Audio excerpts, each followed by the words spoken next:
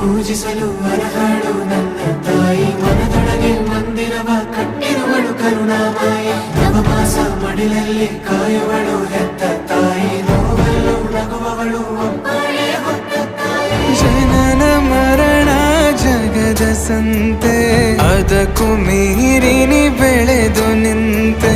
ಕರುಣೆ ಸಹನೆಯ ಮೂರ್ತಿಯಂತೆ, ದೇವರಿಗೂ ನೀ ಸ್ಫೂರ್ತಿಯಂತೆ. ಅದೃಷ್ಟವು ನನ್ನ ಪಾಲಿಗೆ ನಿನ್ನ ಕಂದನು ನಾನಾಗಿ ಹೇ.